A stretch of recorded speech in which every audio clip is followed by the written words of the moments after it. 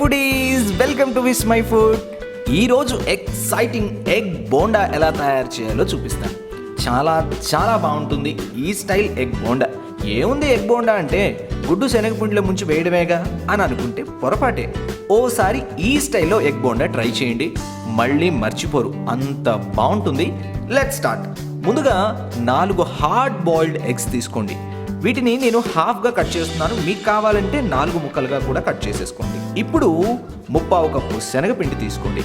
ఇందులో 1/2 చెంచా జీలకర్ర, 1 టేబుల్ స్పూన్ పచ్చిమిర్చి తరుగు, 2 టీ స్పూన్ల కొత్తిమీర తరుగు, 1/2 చెంచా కారం, 1/2 చెంచా చాట్ మసాలా, బాగుంటుంది మిస్ చేయకండి, 1/2 చెంచా గరం మసాలా, 1/2 చెంచా వేయించిన జీలకర్ర పొడి, మంచి ఫ్లేవర్ అరోమా ఇస్తుంది, 1/2 చెంచా పసుపు, సాల్ట్ వేసుకొని తగినన్ని నీళ్లు పోసుకొని పిండిని బాగా కలుపుకోండి.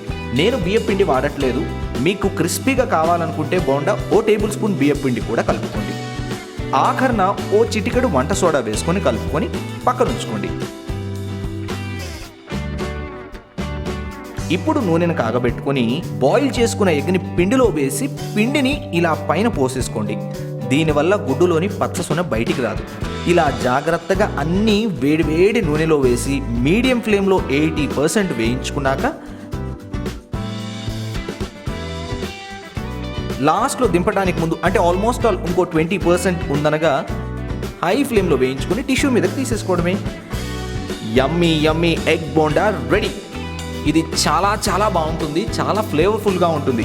మీకు నచ్చిందా? అయితే మీరు ట్రై చేసి మీకు ఎలా కుదిరిందో కామెంట్ చేసి చెప్పడం మాత్రం మర్చిపోకండి. బై ది వే సబ్స్క్రైబ్ చేయడం మాత్రం అస్సలు మర్చిపోకండి.